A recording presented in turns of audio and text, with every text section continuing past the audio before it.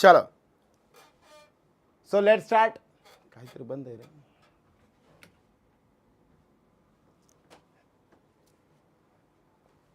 Good afternoon, good afternoon, good afternoon. चलो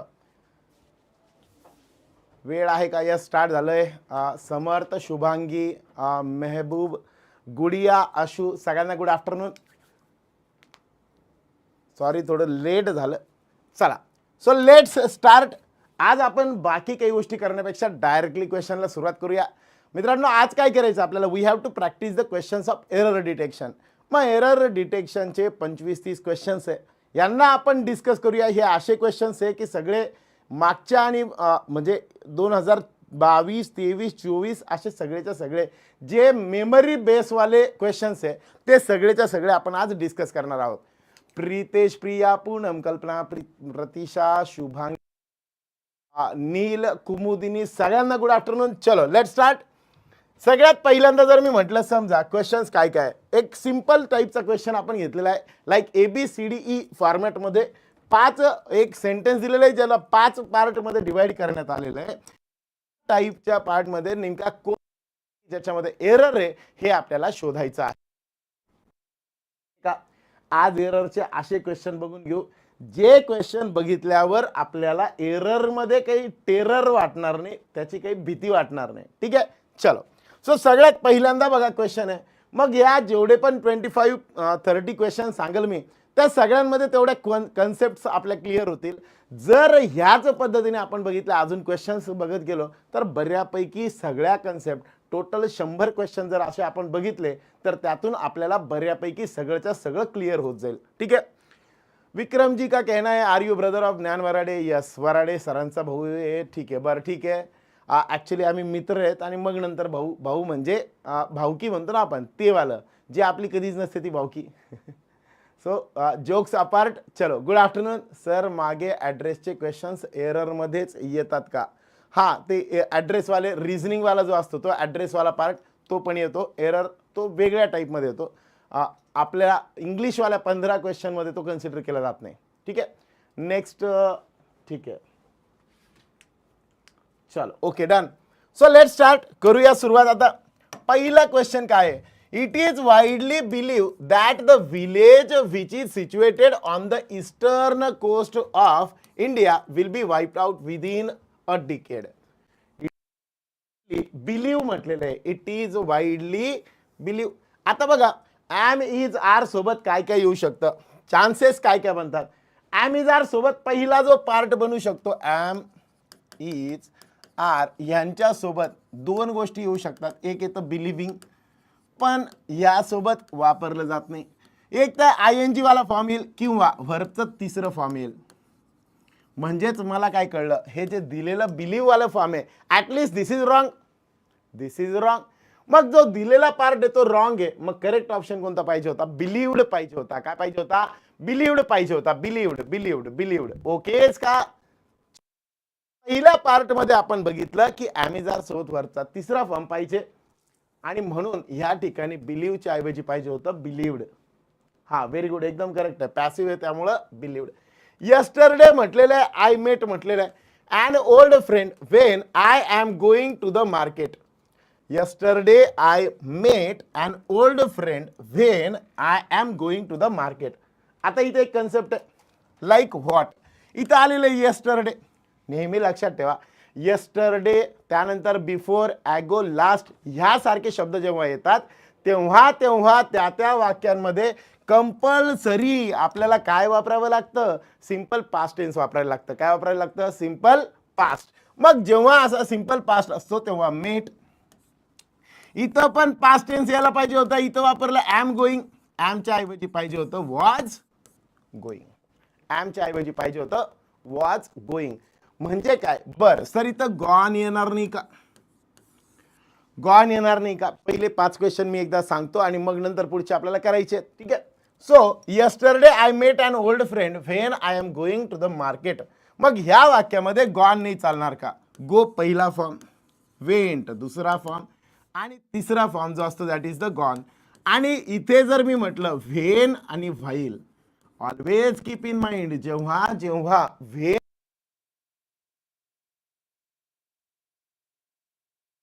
when किंवा while आलेला असतं तेव्हा तेव्हा लक्षात ठेवायचं ॲम इज आरच्या ऐवजी वॉज वेअर आणि गोईंग वाला फॉर्म जो येतो जनरली येतो. I was reading while she was writing. I was reading while she was writing. Okay का? आणि म्हणून ह्या पद्धतीने जर मी म्हटलं समजा इथं कोण यायला पाहिजे होता तर इथं कंपल्सरी वॉज गोईंग यायला पाहिजे होता. पुढे म्हटलेलं आहे the criminal were sentence to death and was hang for his crime. जर मी म्हटलं द क्रिमिनल म्हणजे किती क्रिमिनल आहे? एकटा क्रिमिनल आहे. जर असा एकटा क्रिमिनल असेल नो साऊंड, आवाज येत नाही का? आवाज एकदा आहे का? क्लिअर करा एकदा. आवाज सगळ्यांना येतोय? येतोय. तुमचा काहीतरी प्रॉब्लेम असेल संदीप. ठीक आहे, चलो. आवाज खूप कमी आहे. एक मिनिट, एकच मिनिट.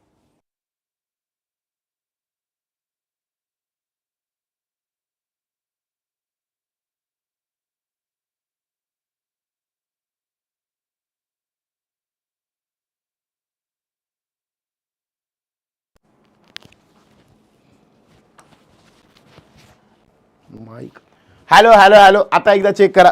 हॅलो हॅलो हॅलो, एकदा चेक करा. हॅलो हॅलो, एकदा आवाज चेक करून घ्या. आता आता ओके आहे का? हॅलो हॅलो हॅलो, हा येतोय. ओके, आवाज आवाज येतोय का? हां, चलो डन. बाकीचे आता जर सगळ्यांना आवाज ओके असेल तर मग पुढे कंटिन्यू करूया. सो सगळ्यात पहिल्यांदा मी काय म्हटलं, हां क्लिअर आहे. आता जर मी म्हटलं द क्रिमिनल वेअर, मला सांगा एकटा क्रिमिनल आहे का भरपूर सारे क्रिमिनल्स आहे? एकटा असणं म्हणजे क्रिमिनल. जर त्याला यस लागलं असतं तर क्रिमिनल्स म्हटलं असतं, जास्तीचे क्रिमिनल्स. बरोबर. मग आता यानुसार जर मी म्हटलं समजा इथे क्रिमिनल आहे, मग एकटा क्रिमिनल असेल तर या ठिकाणी वेअर येणं पॉसिबल आहे का? बिलकुल नाही. यहाँ पे होना चाहिए था वॉज. मग वाक्य असायला पाहिजे होतं the criminal was sentence to the death and was hang for the crime. Okay का? चलो ओके, अब चलते आगे. हां व्हेरी गुड. वेअर नव्हतं पाहिजे, वॉज पाहिजे होता. द आले म्हणून सिंग्युलर झाले, एकदम करेक्ट आहे. मध्ये येत नव्हता पण आता आवाज येतोय सर, काही प्रॉब्लेम नाही. ओके चलो डन. होप सो ओके येत असेल, सगळं वाक्यात असेल, कळत असतील तर मग आता पटापट आलेत. बरोबर जर उत्तर समजत असतील, पहिले 3 क्वेश्चन आपण बघितले, तिन्ही मध्ये 3 वेगवेगळ्या कन्सेप्ट बघितल्या. मित्रांनो आपण काय करणार आहोत, कन्सेप्ट समजून घेणार आहोत. मग प्रत्येकामध्ये जर एक एक कन्सेप्ट तुम्हाला क्लिअर होतीये तर अशा केसमध्ये तिथे तुम्ही लाईक मारून द्या. जेव्हा लाईक माराल तेव्हा अजून मजा येईल ना. ठीक आहे. मग जर मी म्हटलं समजा आता ह्या ठिकाणी लिहिण्यासाठी थोडी जागा पाहिजे होती, हरकत नाही. द क्रिमिनल वॉज पाहिजे होता. पुढे FATF strongly urge Pakistan to swiftly complete its action plan by October 2019 to stop terror funding in the country. ठीक आहे. म्हणजे काय केलंय बघा, हॅड येईल का? इथे वॉज येईल. वॉजच पाहिजे होतं ना. The criminal was sentence to the death and was hang for the crime by the court. By the court म्हणजे काय? पॅसिव्ह व्हॉइस आहे ना. आणि मग पॅसिव्ह काय वापरतो? पॅसिव्ह व्हॉइस मध्ये आपण कंपल्सरी काय वापरतो? हॅलो हॅलो हॅलो, व्हॉइसचा काय प्रॉब्लेम आहे हा? Hello hello hello hello, okay का?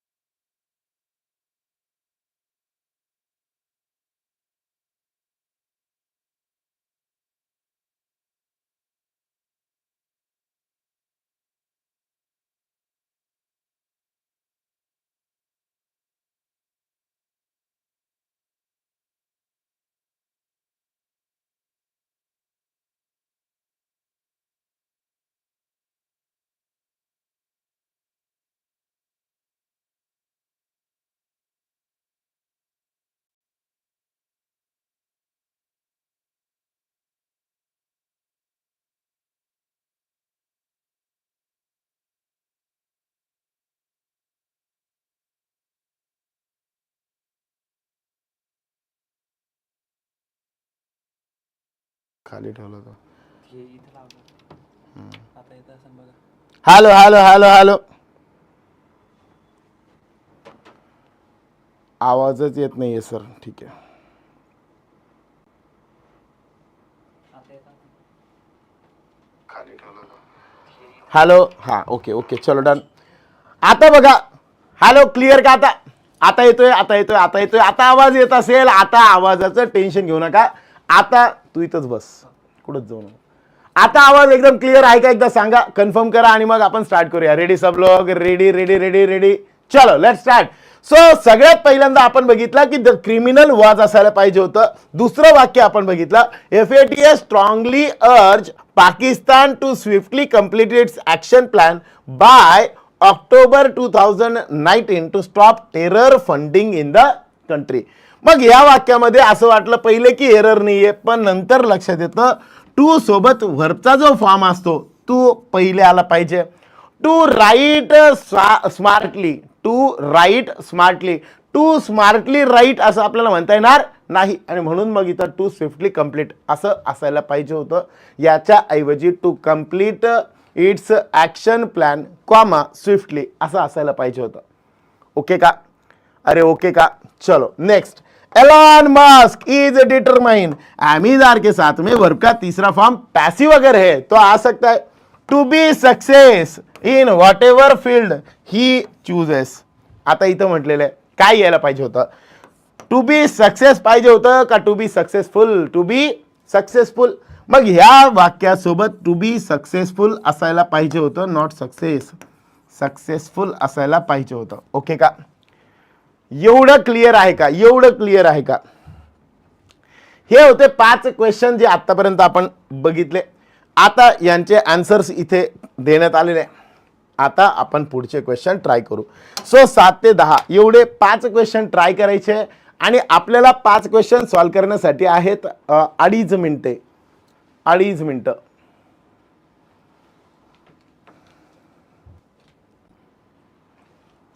अडीच मिनिटांचा वेळ पटकन सॉल्व करायचे.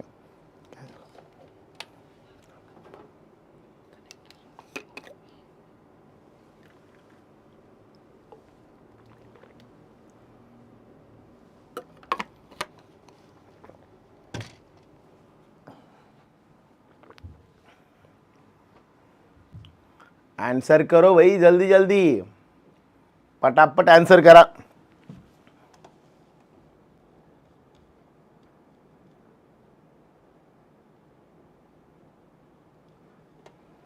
आंसर पटपट करा. डी म्हणताय, सी म्हणताय, ठीक आहे.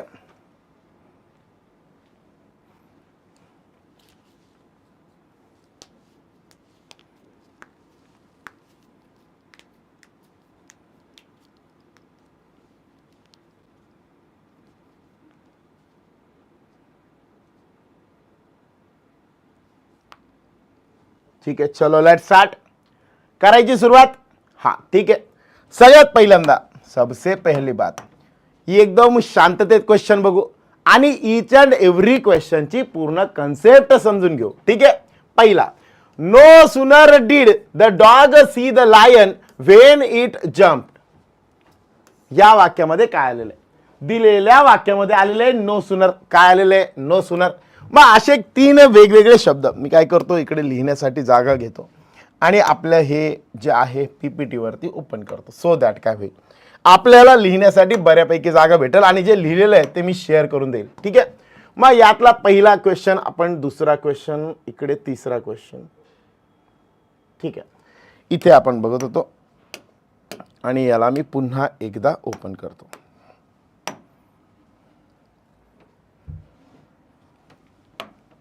ठीक आहे. आता या ठिकाणी काय काय म्हटलेलं आहे बघा, दिलेल्या वाक्यामध्ये काय काय म्हटलेलं आहे. जर मी म्हटलं पहिलं, दुसरं, तिसरं, चौथं, पाचवं, हे 5 वाक्य आपण बघितले. 6th वालं वाक्य, वाक्याची सुरुवात झाली नो सुनरने. कशाने सुरुवात झाली? नो सुनरने. जर नो सुनरने सुरुवात होत असेल तर पुढच्या वाक्यामध्ये व्हेन येणं पॉसिबल नाही आहे.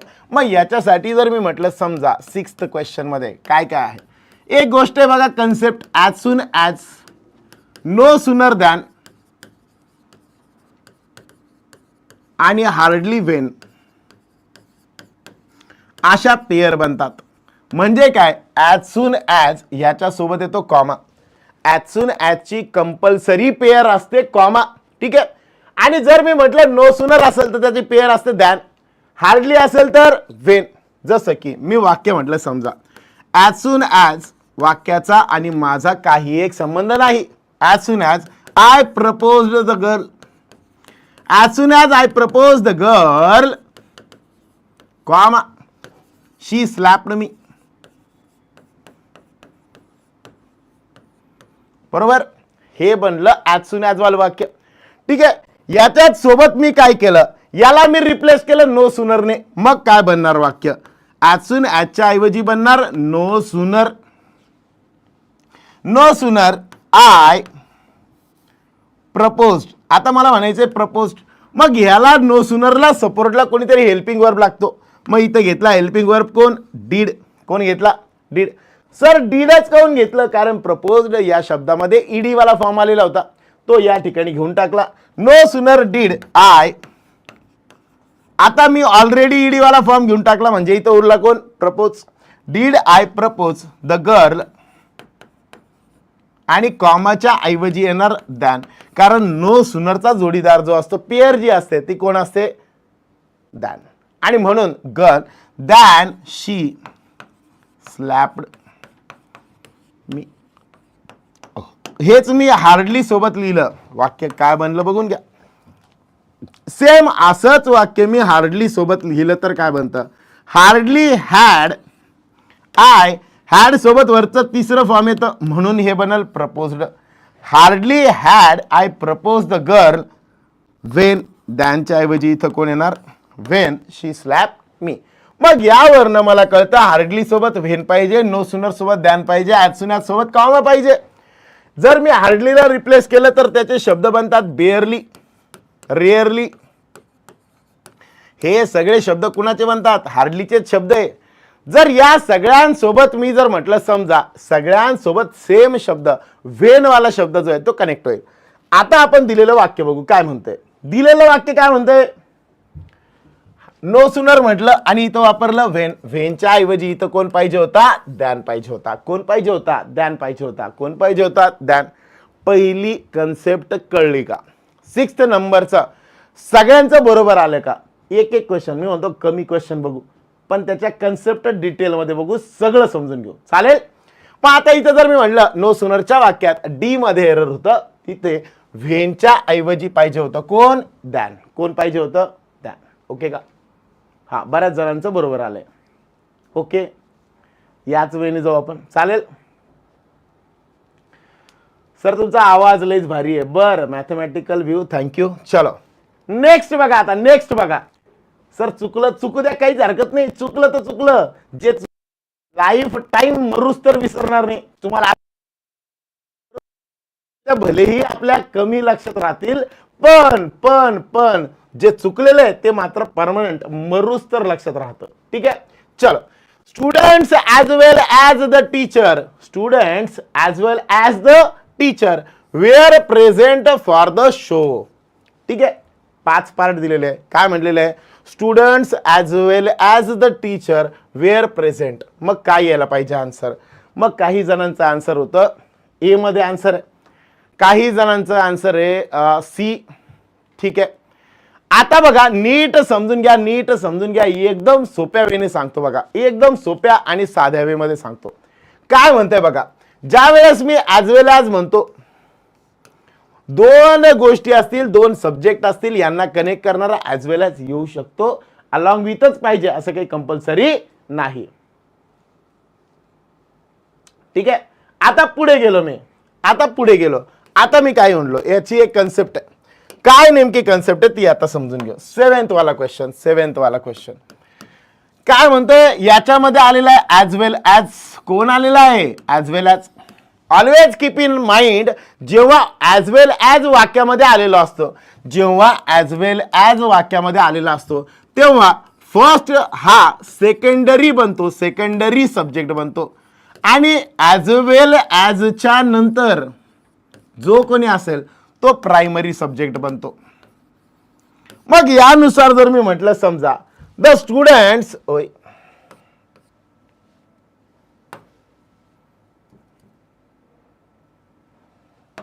एकच मिनिट. मग आता मी इथं काय म्हटलं, ॲज वेल ॲज.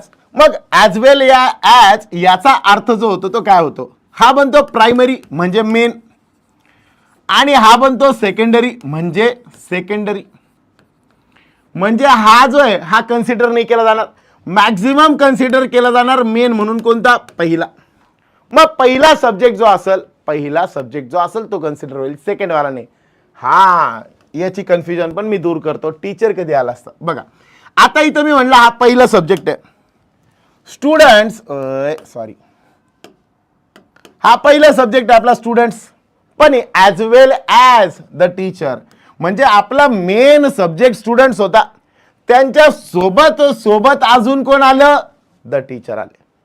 मग सोबतच्याला तेवढं इम्पॉर्टन्स नाहीये, मेन कोण आहे, ॲज वेल ॲज जेव्हा म्हणतो तेव्हा त्याच्या अगोदरचा सब्जेक्ट कन्सिडर केला जातो, आणि म्हणून इथं वेअर जे आलेलं आहे ते एकदम करेक्ट आहे, आणि ह्या वाक्याला आपण म्हणणार नो एरर.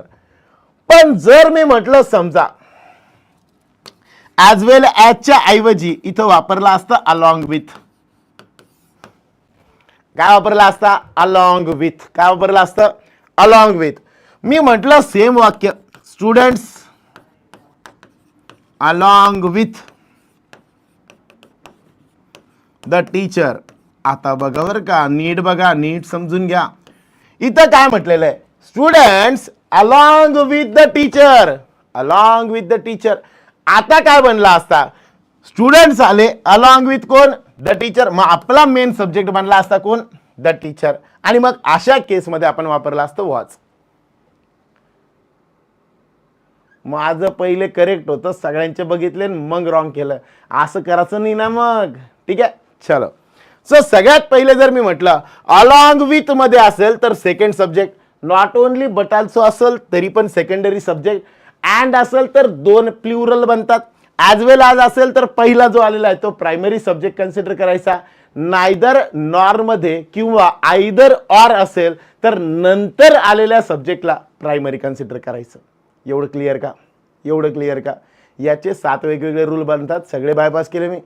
तुम्ही फक्त एकच सेन्स लक्षात घ्या, नेमकं बोलताना कोण कुणाबद्दल सांगतंय. लाईक मी अलॉंग विथ म्हणतोय म्हणजे अलॉंग विथच्या नंतरचा आपला मेन सब्जेक्ट बनला, बरोबर, कुणाच्या तरी सोबत येतोय. ठीक. जर मी ॲज वेल ॲज म्हटलं म्हणजे पहिला महत्वाचा होता, त्याच्या सोबत अजून कोण येतोय, अँड म्हटलं म्हणजे दोन्ही इक्वल झाले, अँड म्हटलं म्हणजे दोन्ही इक्वल झाले. कन्सेप्ट क्लिअर झाली का, क्लिअर झाली असेल तर 100% पटापट लाईक करून टाका. 171 लोक लाईव्ह आहे आणि 85 लाईक्स आहेत. कुठेतरी अन्याय होतोय लाईक्स वरती, एकदा वाढवून टाका पटकन. चलो, आता दुसरं मी म्हटलं, दोन्ही कन्सेप्ट आय थिंक क्लिअर झाल्या असतील. सर आजच पहिल्यांदा लेक्चर बघते, खूप छान शिकवता तुम्ही, थँक्यू प्रियंका मॅम. चलो अब चलते. आता मी जर म्हटलं दोन कन्सेप्ट क्लिअर झाल्या का, सगळ्यांना क्लिअर झाल्या असतील अशी अपेक्षा बाळगतो आणि पुढे स्टार्ट करूया. तुमचे मित्र मंडळी मैत्रिणी जे कोणी असतील ज्यांच्यापर्यंत अजून पोहोचलं नाही त्यांच्यापर्यंत पोहोचवून टाका, पटकन लेक्चरला या म्हणावं. इंडिया ब्रोक, मी सांगतो आज 25, मग ते तुम्हाला 3:30 वाजू द्या, 4 वाजू द्या, 3 वाजू द्या, जेव्हा आपल्या 25 कन्सेप्ट कंप्लीट होतील, जेव्हा सगळ्या लोकांना त्या समजतील तेव्हा आणि तेव्हाच आपण हे लेक्चर थांबवू. ठीक आहे.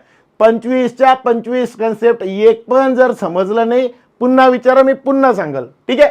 चलो, together with, in addition to, rather than, यामध्ये सुद्धा इन ॲडिशन टू, लाईक याच्यासारखाच शब्द असतो, बिसाइड्स, यांच्यामध्ये पण दोन कन्सिडर केले जाते, पण प्रायमरी सब्जेक्टला महत्त्व दिलं जातं. मी टू, माझं पण फर्स्ट लेक्चर. शरदजी गुड गुड, चला सगळं छान समजतं आहे सर. ठीक आहे, चलो गुड. रेकॉर्डेड राहील का, नंतर रेकॉर्डेड राहील का नाही याची गॅरंटी नाही, ओनली इन लाईव्ह फॉर्मॅट होतं हे, पण तरी पण ट्राय करूया, बघूया काय होतं. India broke all previous records during this years cricket match. India broke all previous record during this years cricket match. मग इथं काय पाहिजे होतं, India broke all previous records, during पाहिजे होतं का, इथं पाहिजे होतं in this years cricket match. कधीची क्रिकेट मॅच, ह्या वर्षीची ना, मग इथं ड्युरिंग म्हणून कधी चालणार नाही, तिथं असायला पाहिजे इन धिस इयर्स. आता ही कन्सेप्ट काय असते, ड्युरिंग, बघा एक कन्सेप्ट आहे इन 1990, ठीक आहे, ड्युरिंग 1990 मीन्स व्हॉट, जानेवारी पासून स्टार्ट झालं आणि इथून पुढे डिसेंबरच्या पर्यंत ही ऍक्शन ऑनगोईंग होती, कन्सिस्टंट होती, ठीक आहे. आता मी म्हटलं समजा this building is established in 1990 means what, 1990 मध्ये, मग ती जानेवारीमध्ये असेल, मार्चमध्ये, फेब्रुवारीमध्ये किंवा या सगळ्या पद्धती, तरी ही बिल्डिंग जी आहे ती इस्टॅब्लिश झालेली असेल. एक्झॅक्ट मी जर म्हटलं समजा, एक्झॅक्ट जर मी म्हटलं जानेवारी ते डिसेंबर नव्हतं, ही मॅच काय match during this years cricket match, मग in this years cricket match म्हणायला पाहिजे होतं. ड्युरिंग धिस इयर्स म्हटल्यानंतर त्याची गडबड काय होते बघा, ड्युरिंग म्हटलं म्हणजे जानेवारी पासून तर डिसेंबर पर्यंत चालत राहिली का ती मॅच चालत राहिली का, बिलकुल नाही. ओके, आणि म्हणून या ठिकाणी काय यायला पाहिजे होतं, कंपल्सरी तर ड्युरिंगच्या ऐवजी पाहिजे होतं इन. ठीक आहे, सगळ्यांना क्लिअर आहे का, आवाज परत येतो जातो, ये ठीक आहे, एक मिनिट, एकच मिनिट थांबा, एकच मिनिट. काय रे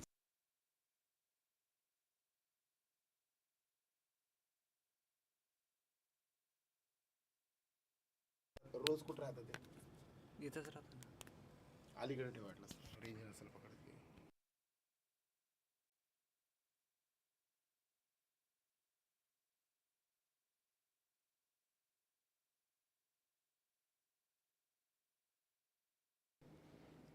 रेंजचा लाईटच नाही दाखवते.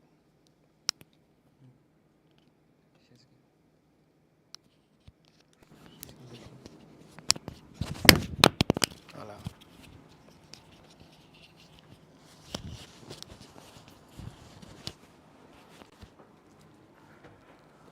हा चेक करा आता एकदम ओके, चलो डन. मग यानुसार जर मी म्हटलं समजा इन म्हटलं 1990, याचा अर्थ होतो की ती ऍक्शन जी आहे ती काय झाली, 1990 मध्ये कंप्लीट झाली. मग ड्युरिंग आणि इन यांच्यासारखे अजून टाइम सांगणारे शब्द कोणते कोणते, टाइम सांगणारे अजून कोणते शब्द आहेत, टाइम सांगणारे अजून शब्द आहेत बघा, फॉर आणि सिन्स या दोन शब्दांनी सुद्धा टाइम सांगितला जातो. मग सिन्स कधी वापरलं जातं आणि फॉर कधी वापरलं जातं, फॉर हे ड्युरेशन इंडिकेट करतं. What is the meaning of duration, कालावधी ज्याला म्हणतो आपण. कालावधी म्हणजे नेमकं काय, कालावधी म्हणजे समजा स्टार्ट झालं होतं 10 वर्षापूर्वी, म्हणजे 2010 मध्ये स्टार्ट झालं, 2020 ला संपलं, या सगळ्यांना मिळून म्हणणार आपण 10 इयर्स. मग हा झाला कालावधी, स्टार्टिंग पासून तर शेवटपर्यंत सगळा मिळून कन्सिडर केला आणि मग त्याला म्हटलं आपण काय, ड्युरेशन. एवढं क्लिअर का, जर क्लिअर असेल तर यस म्हणून टाकून द्या पटपट. आता दुसरं मी म्हटलं सिन्स नेमकं काय असतं, सिन्स याचा अर्थ होतो स्टार्ट झालेली action, starting point. Action is started but eight not finish, action start झाली पण अजून संपलेली नाहीये, अशा केसमध्ये आपण वापरतो सिन्स. मग सिन्सचा अर्थ काय होतो, action started but eight not finish. Like तुम्ही ऐकलं असेल बघा, पुन्हा गाडगीळ सिन्स 1956, बरोबर, म्हणजे स्टार्ट तेव्हा झालंय पण अजून पण संपलेलं नाहीये. मग अशा केसमध्ये त्याला आपण वापरतो सिन्स. काय वापरतो, सिन्स वापरतो. इज दॅट क्लिअर, ओके का, क्लिअर का सगळ्यांना, चलो डन. आता मग मी म्हटलं फॉर आलं, सिन्स आलं, त्यानंतर मी म्हटलं टाइम इंडिकेट करणारे ड्युरेशन आले आणि इन आले. ओके का सगळ्यांना, एवढं क्लिअर का, फॉर, सिन्स, इन आणि ड्युरिंग. मग ह्यानुसार जर मी म्हटलं आपला जो क्वेश्चन होता 7th वाला 8th वाला दोन्ही पण क्लिअर झाले का. चलो आता येऊ आपण 9th क्वेश्चन कडे. 9th सर क्वेश्चनच्या खाली पण स्पेस ठेवून एक्सप्लेन करा प्लीज, म्हणजे कन्सेप्ट अजून क्लिअर होईल. हा पण ते आता बनवणं स्लाईडमध्ये चेंज करणं पॉसिबल नाही आहे, म्हणून मी काय करतोय क्वेश्चन इकडे घेतोय आणि याची कन्सेप्ट 9 नंबर 8 नंबर 9 नंबर असं मी प्रत्येक पेजवरती घेतोय, सो दॅट ही फाईल तुम्हाला भेटेल. ही फाईल जी आहे ती तुम्हाला टेलिग्रामला भेटून जाईल आणि ती फाईल भेटली म्हणजे तुम्ही त्याच्यातून ॲनालिसिस प्रॉपरली करू शकाल. एक क्वेश्चनची फाईल भेटेल, एक आन्सरची फाईल भेटेल. ठीक आहे, चलो याच्यात आन्सर तसे दिलेले आहेत, पुढे अजून पण आन्सर्स असतील. ठीक आहे, अब चलते आगे. आता पुढे काय म्हटलेलं आहे, क्रिकेट मॅच. मग ह्या इथपर्यंत. आता पुढचा concept, it's a known fact that the English is an international language. Error आहे का? असेल तर एरर, नसेल तर नो एरर. सर तुम्ही अजय अतुल सारखे दिसता, व्हॉइस पण तसाच आहे. अरे बाप, एवढं काही नाही रे बा. बरं आहे मी साधा सरळ प्रदीप वराडेच बरं आहे. नको अजय, मला एवढं सिंगिंग वगैरे आवडत नाही. म्हणजे आवडतं खूप, पण माझा आवाज इतका खराब आहे की मी बोलायला लागलो, गाणं म्हणायला लागलो की सगळे गल्लीतले जमा होतात, म्हणून मी शक्यतो टाळतो. सगळ्यांची काळजी, दुसरं काय. चला मग इथं मी म्हटलं समजा इट्स नॉन फॅक्ट. आता इट्स आणि इट्स हे दोन शब्द आहे, नीट समजून घ्या, नीट समजून घ्या. आता मी म्हटलं समजा कोणकोणता एक शब्द आहे बघा, इट्स. एक शब्द आहे इट्स, 9th नंबरचा क्वेश्चन आहे. शब्द आहे बघा इट्स आणि दुसरा एक शब्द आहे इट्स. ठीक आहे, आता हे इट्स काय असतं, हे असतं पोझिशन वालं. आता पोझिशन म्हणजे काय असतं, मालकी हक्क. कोणता हक्क? मालकी हक्क. आता जर मी म्हटलं समजा it's my car, it's my car, याच्यामध्ये इट्सचा अर्थ इट्स नाही आहे, याचा अर्थ आहे ॲपॉस्ट्रॉफी वाला. म्हणजे it is my car, it is my car. एवढं क्लिअर का? It is my car. Okay, आता पुढे जाऊ आपण. मी म्हटलं it's my car, that means it is my car. बरोबर. आता हेच मी म्हटलं समजा I don't like its features. आता मी काय म्हटलं, I don't like its features. आता मला सांगा इथं इट इज असा अर्थ आहे का? बिलकुल नाही. मग याचा अर्थ इट्स फीचर्स म्हणजे त्याचे फीचर्स नाही आवडते, बरोबर का? मग आता इथं पोझिशन झालं त्या वस्तूचं. मग हे इट्स जे ते पोझिशन सांगतं आणि हे ॲपॉस्ट्रॉफी वालं इट इज असं सांगतं, बरोबर. मग मला वाक्यामध्ये काय निडेड आहे? इट इज निडेड आहे का पोझिशन, कुणाचा तरी मालकी हक्क. लाईक हे धिस इज माय कार. माय हा शब्द कार बद्दल विशेष माहिती सांगतोय. सेम तसा its features, not it is features. Okay का? आणि म्हणून इथं पाहिजे होता कंपल्सरी कोणता वाला फॉर्म. जर मी क्वेश्चन मध्ये बघितलं, क्वेश्चन मध्ये इट्स नोन फॅक्ट म्हटलेलं आहे. मग इट्स नोन फॅक्ट ज्यावेळेस म्हणतो त्यावेळेस it is a known fact ह्या पद्धतीने पाहिजे होतं. ओके का? ओके का? टेलिग्राम चॅनल कोणतं? आपलं रायझिंग टीचर्स म्हणून टेलिग्राम चॅनल आहे, त्या चॅनलवरती याची PDF तुम्हाला भेटून जाईल. ठीक आहे, चलो डन. ओके, पोझिशन, पोझिशन म्हणजे मालकी हक्क कुमुदिनीची. ठीक आहे, इट्स माइन. व्हेरी गुड, एकदम करेक्ट आहे. चलो डन. आता राहिला 10th वाला क्वेश्चन, इट्स आणि इट इज ह्या दोघांमधला फरक कळला का? नीट बघा. ठीक आहे, अँड व्हेरी स्टिक. एकदम मी जो सिलेबस आहे, जे ॲक्च्युअल क्वेश्चन्स आहे, हे सगळे क्वेश्चन 2022 पासून तर 25 पर्यंत रिपीट झालेले जे क्वेश्चन्स आहेत ते क्वेश्चन घेतलेत. म्हणजे तुम्हाला ज्या एक्झाममध्ये येणाऱ्या कन्सेप्ट आहे त्या कन्सेप्टला मी पुन्हा पुन्हा ट्राय करतोय. तर तुमच्या डोक्यामध्ये एक वाक्य गेलं, पुन्हा दुसरी काहीतरी कन्सेप्ट सुरू झाली, परत एखादं ते वाक्य घेईल, जेणेकरून ती जुनी कन्सेप्ट तुम्हाला परत लक्षात राहिली पाहिजे. ठीक आहे, म्हणून ह्या पद्धतीने आपण चाललोय. These facilities, these facilities are meant for a MP, a minister of this country. These facilities are meant for a MP or a minister.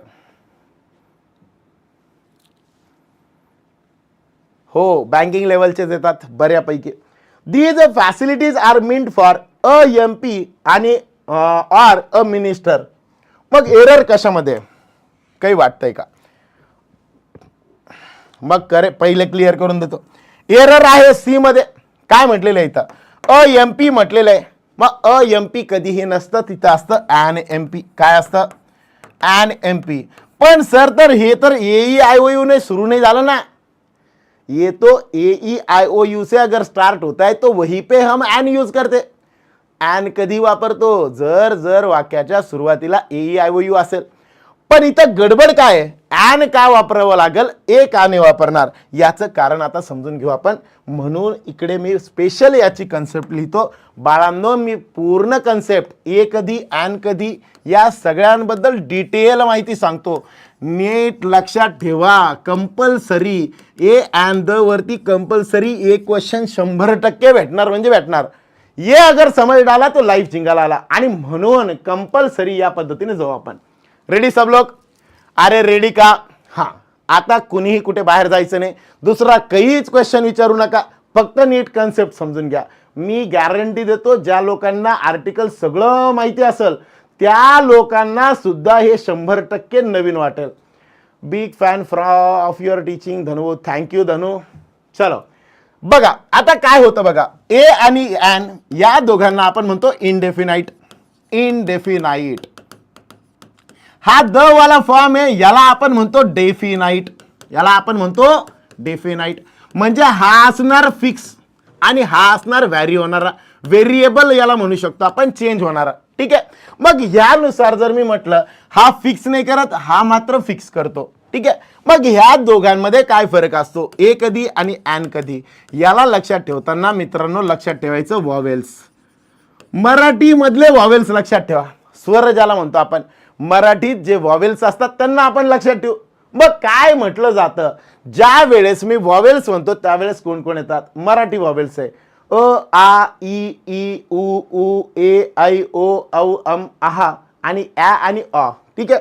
मग यानुसार जर मी म्हटलं समजा मराठी व्हॉवेल्स असतील, त्यांनी प्रोनाउन्स केलं जात असेल एखाद्या शब्दाला, तर तिथे कंपल्सरी आपल्याला ॲन वापरायचं आहे. का वापरायचं आहे? ॲन वापरायचं आहे. कसं? जर मी म्हटलं समजा ॲपल, ॲपल म्हणजे ॲ ने सुरुवात झाली म्हणून ॲन ॲपल वापरलं पाहिजे. Umbrella, an umbrella. ठीक आहे. मी म्हटलं यू पासून सुरू झालाय, यू पासून सुरू झालाय. पण मला सांगा यू पासून सुरू झाला पण त्याला यू सारखं नाही वापरलं ना, त्याला वापरलं सारखं, अम्ब्रेला. आणि म्हणून इथं आपण ॲन अम्ब्रेला असं आपण म्हणतो. मी म्हटलं युनिव्हर्सिटी, आपण तर शिकलेलं इंग्लिश व्हॉवेलनुसार AEIOU पैकी एक आहे ना, पण तरी पण याला अ युनिव्हर्सिटी असं म्हटलं जातं, नॉट ॲन युनिव्हर्सिटी.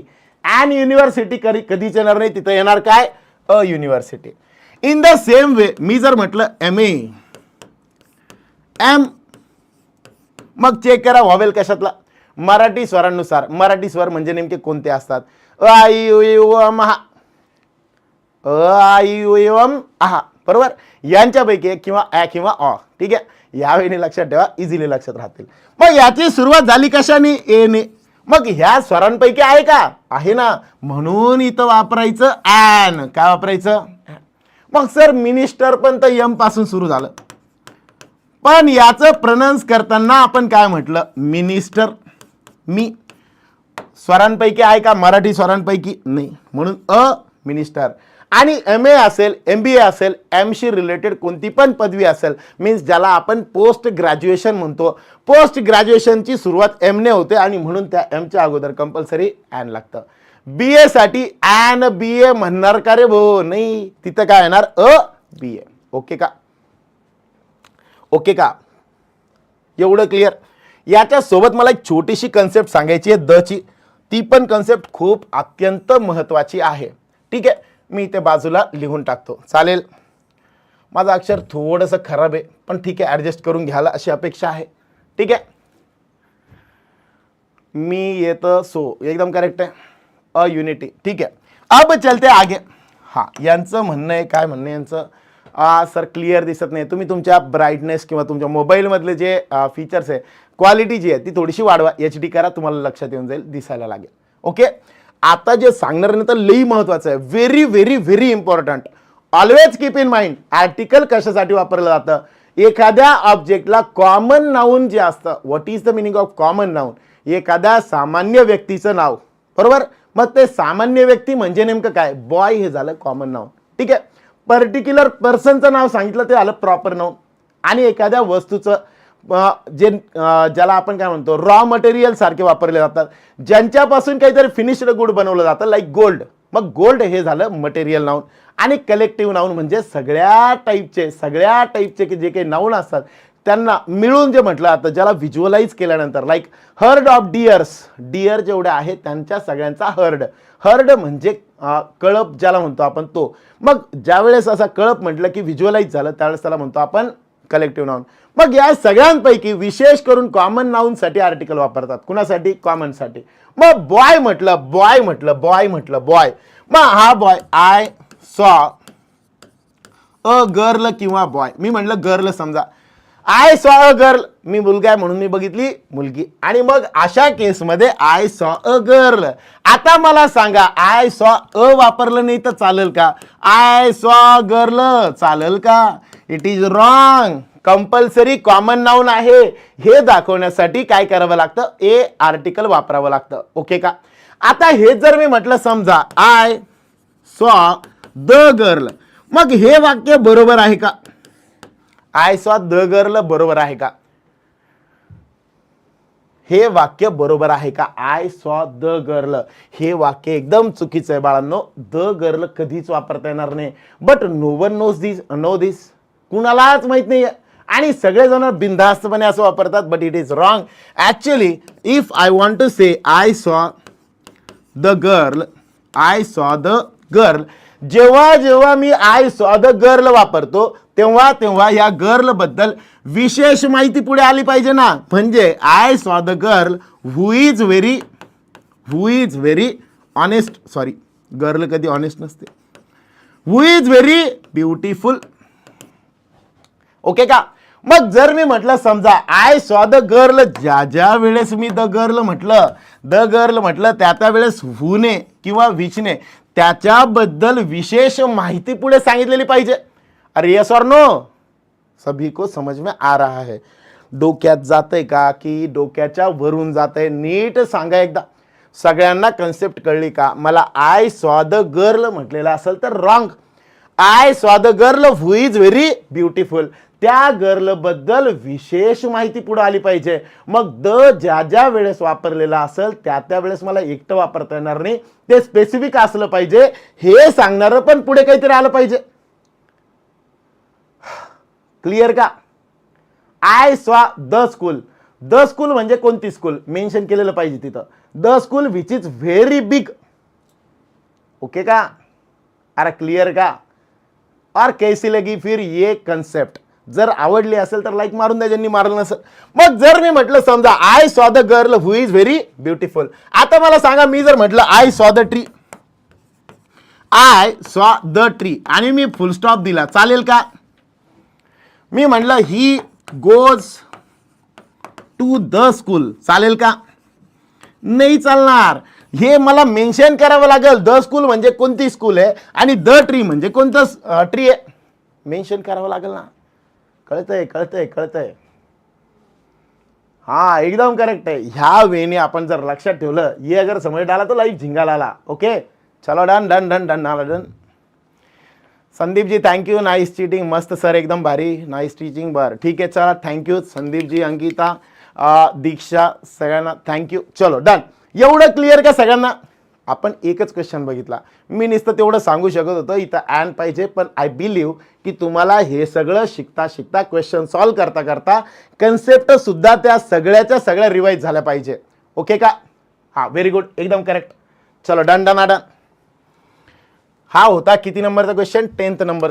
10th नंबरचा क्वेश्चन होता. ठीक. अब चलते आगे. तसं याच्यामध्ये क्वेश्चनचे आन्सर्स पण दिलेले, पण तरी पण आपण डिटेलमध्ये आन्सर्स आणि कन्सेप्ट पण समजून घेऊ. 11 to 15 आता याच्यात पण मजा आहे. थोडीशी अजून थोडी लेवल जी आहे ती वाढवली जाते. बघू आता किती जण बरोबर सॉल्व करतायत. 11 ते 15, 11 to 15.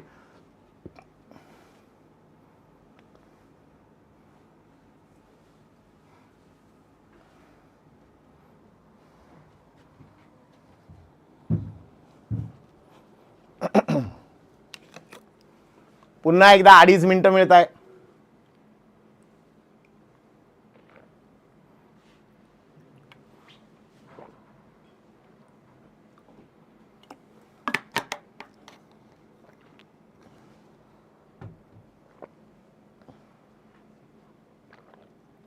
द यूजसाठी मेन्शन करावं लागते सर. यस, एकदम करेक्ट. मग ट्रीचं नेम मेन्शन असेल तर द यूज होऊ शकते का? यस, करेक्ट होऊ शकते, काही प्रॉब्लेम नाही. नाव जर मेन्शन असेल तर काही प्रॉब्लेम नाही, पण नावासमोर येत नाही.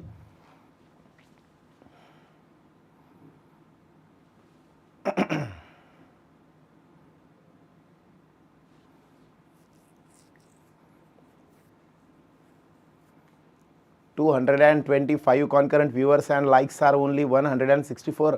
ये तो कदापि नहीं चलेगा, नाइंसाफी है. अरे 200 तो कर दो, जे उरलेले पटपट मारून द्या. जोपर्यंत 200 होणार नाही तोपर्यंत मी पुढे जाणार नाही बरं. मग पटकन हां कंप्लीट करून द्या, कंप्लीट करून द्या. 11 बरोबर आहे. चलो 12 ठीक आहे. 13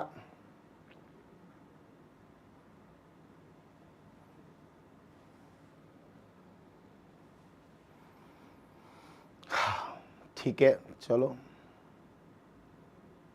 डन.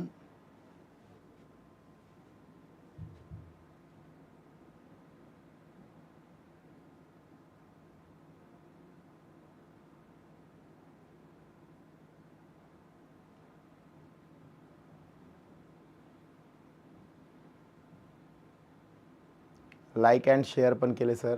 थँक्यू सुनीलजी. चला डन डन डन.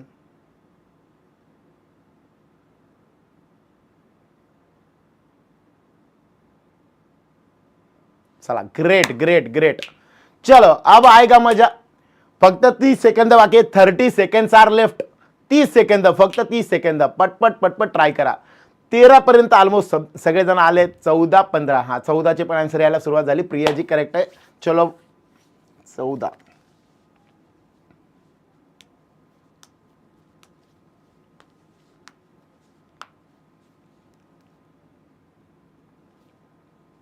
लाईक केले सर संदीपजी. Okay thank you. चलो डन.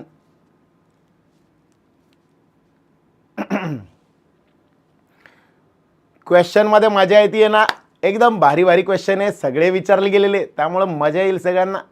सोमेश्वर अप्रतिम सर, थँक्यू सोमेश्वरजी. चलो डन. बाई पूर्ण एक दिवस घालवलाय सगळे एक एक क्वेश्चन उचलायला. एक एक क्वेश्चन ते मेमरी बेस पेपर बघायचे, ते एक तर सापडत नाही लवकर, ते सापडून मग त्याच्यावरती बेस काही क्वेश्चन बनवले आहेत. अशा पद्धतीने हे सगळे क्वेश्चन बनलेले आहेत. चलो डन. सगळे बरोबर आहेत का चूक आहेत? Time is up, time up.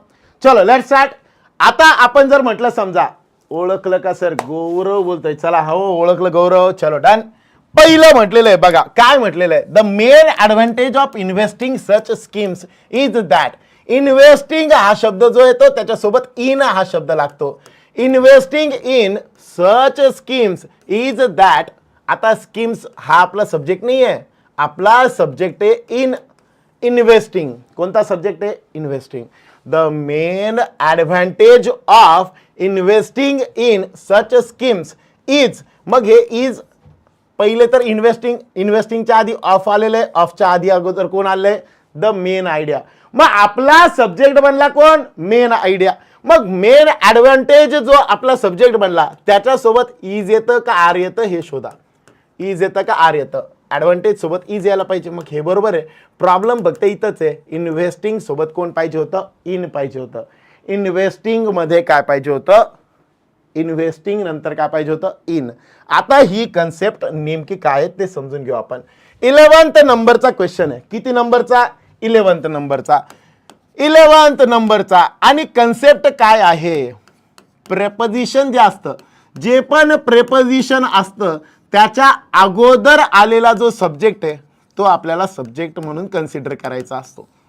आपल्याला सब्जेक्ट म्हणून कोण कन्सिडर करायचा? जो प्रिपोजिशनच्या अगोदर आलेला आहे तो. मग प्रेपोजिशनच्या अगोदर कोण आला ते पहिले बघा. जर मी म्हटलं समजा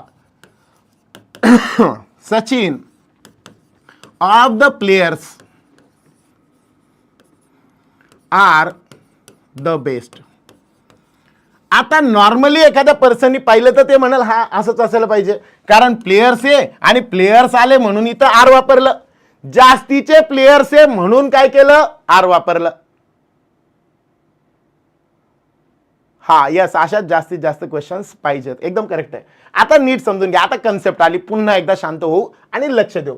Sachin of the players are the best. आता इथे काय म्हटलं, ऑफ द प्लेयर्स नंतर आलेला आहे कोण, आर आलेला आहे. कोण आलेला आहे, आर. मग नॉर्मल पर्सनला असं वाटेल की प्लेयर्स म्हणलं प्लुरल आहे म्हणून आर आलं, बट ऐसे नाही होता है. आता जर आपला सब्जेक्ट बघितला, वाक्यात पहिले शोधा प्रेपोजिशन आलंय का.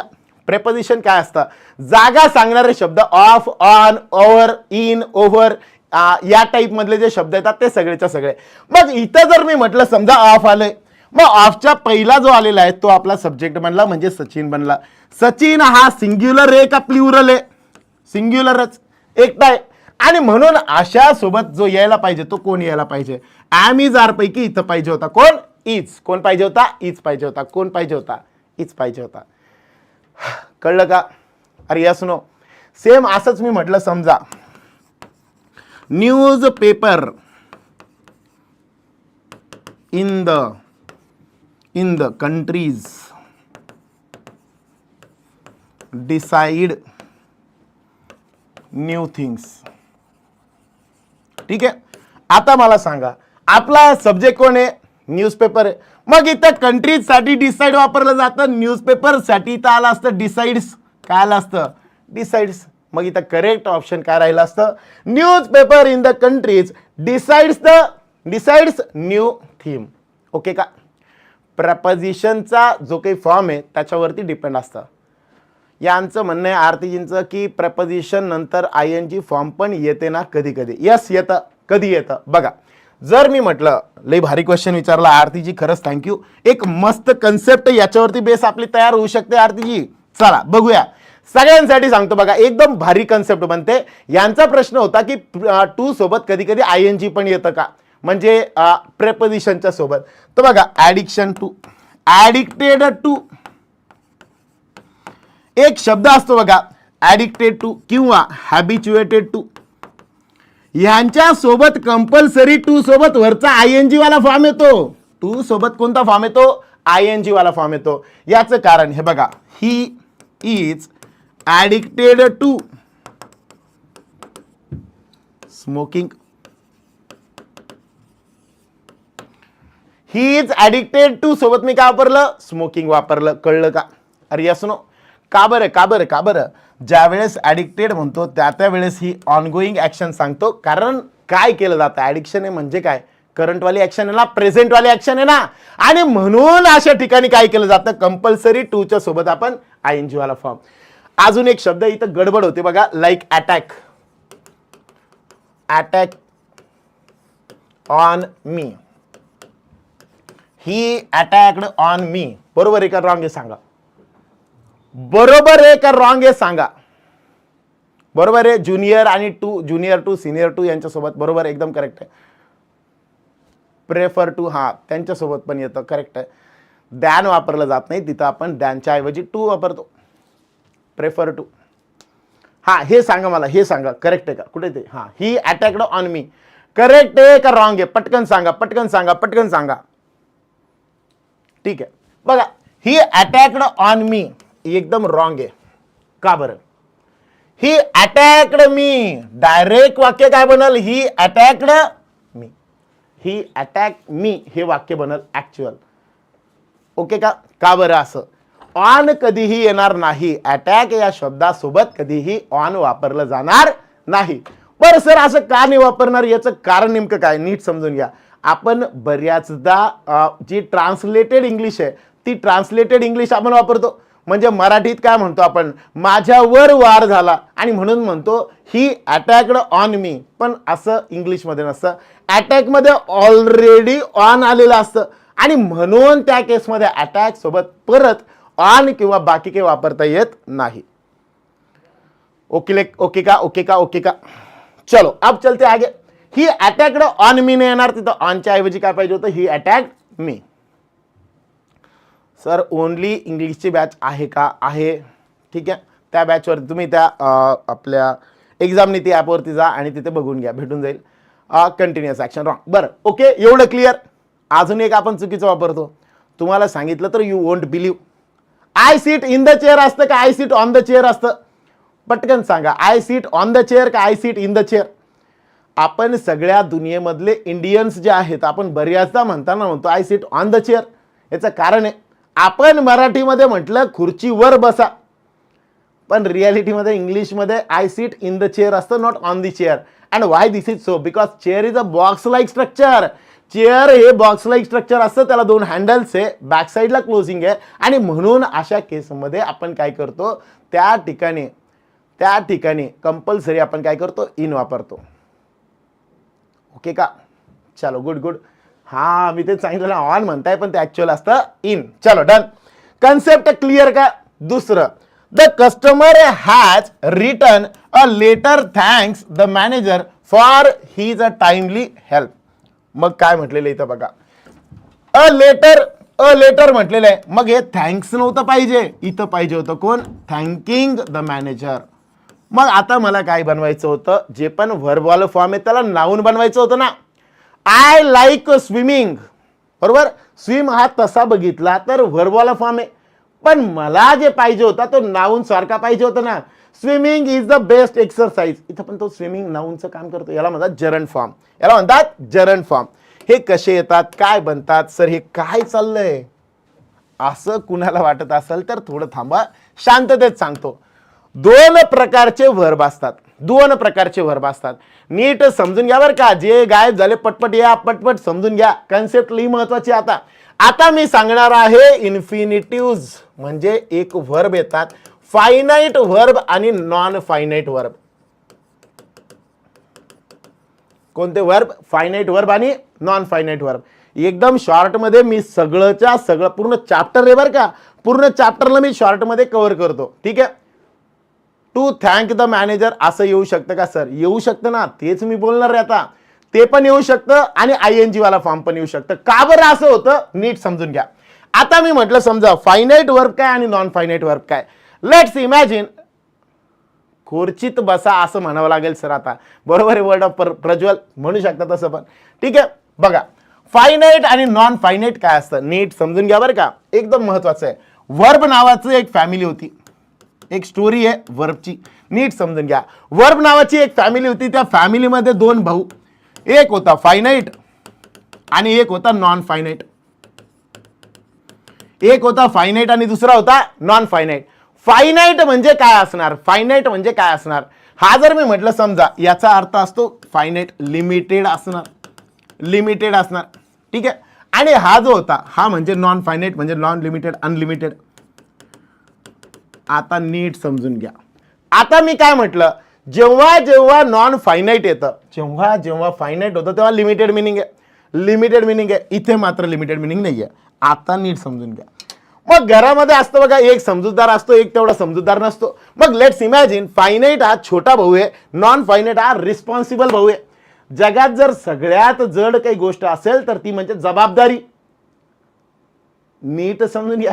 जगात जर सगळ्यात जड वस्तू काही असेल, जर काही असेल तर ती म्हणजे जबाबदारी आहे. That is called as non finite verb. हा जबाबदार होता आणि याची छोटा असल्यामुळे याची जबाबदारी पण नॉन फायनाइट वरती होती आणि ह्या नॉन फायनाइटला सगळं सांभाळून घ्यावं लागायचं. आता बरोबर नीट समजून घ्या, हे फायनाइट वर्ब काय आणि नॉन फायनाइट वर्ब काय. फायनाइट म्हणजे हा छोटा होता, याने काही पण केलं तरी चालायचं. एक दिवस आई वडील बाहेर फिरायला गेल्यानंतर फायनाइट म्हटला ठीक आहे, या नॉन फायनाइटला यांनी बद मारलं, इतकं मारलं की लई मारलं. आणि एवढं मारल्यानंतर सुद्धा नॉन फायनाइट शांत होता, कारण तो समजूतदार आहे. घरात असतं ना एक समजूतदार नाहीये. आपल्याला नेहमीच असं वाटतं की मीच समजूतदार आहे. मग त्या हिशोबाने विचार करता आपण समजूतदार समजलो म्हणजे स्वतःला नॉन फायनाइट म्हटलं. आणि प्रत्येक वेळेस या समजूतदार लोकांना खूप भयानक कॉम्प्रोमाइजेस करावे लागतात. आणि म्हणून तुकाराम महाराज सुद्धा म्हटले होते की लहानपण देगा देवा मुंगी साखरेचा रवा. कारण नसलं, जबाबदारी नसेल तर एकदम निवांत असतं, जड काही राहत नाही डोक्याला. यानुसार नॉन फायनाइट हा भयानक वैतागलेला, कारण समजूतदार होता. आणि म्हणून काय झालं, याने याला भरपूर मारल्यानंतर पण याने मार खाऊन घेतला आणि नॉन फायनाइट जो आहे तो शेवटी वैतागला आणि फायनाइटला म्हणला आता जर आई वडील आले की मी त्यांना तुझं नाव सांगून देईल. हे याने ऐकलं आणि मग तो म्हणला बिंदास सांग, मी काही घाबरत नाही. मग ह्यांची आई वडील म्हणजे मिसेस व्हर्ब, जुन्या स्टोरीमध्ये आपण जे शिकलो होतो ते सगळेजण घरी आले. नाऊन वाला फॉर्म आणि व्हर्ब हे घरी आले. जसे घरी आले दारातच उभे तसं फायनाईट त्यांच्याकडे रडत रडत गेला आणि रडत रडत जाऊन यांना सांगून टाकलं काय, यांनी मला लई मारलं म्हणून. कुणी? नॉन फायनाईटनी. ॲक्च्युअल मारलं कुणी होतं? फायनाईटनी. तरी पण सांगितलं काय, नॉन फायनाईटनी मला लई मारलं. हा लहान आहे, आईवडिलांनी थोडं बघायला पाहिजे होतं, पण काहीच बघितलं नाही आणि याला नॉन फायनाईटला बदबद मारलं. पहिलेच फायनाईटचा पण मार खाल्ला आणि सोबत सोबत आईवडिलांचा पण मार याला खावा लागला. ह्या सगळ्या गोष्टींनी वैतागलं ना ते. प्रत्येक समजूतदार माणसाची का होत नाही, पण लिमिट असते ना. आणि मग लिमिट तुटली म्हणून हे बाहेर निघून गेला. हा म्हटलं मी या घरात एक क्षण पण थांबू शकत नाही आणि घरातून घर सोडून निघून गेला. जसा हा घर सोडून निघून गेला तसे घरामध्ये रडापडी सुरू झाली. नेमका कुठं गेला, काय नाही. आणि म्हणून नॉन फायनाईट रस्त्याने चालत असताना एक दिवस मग चालता चालता मी समोर भेटलो.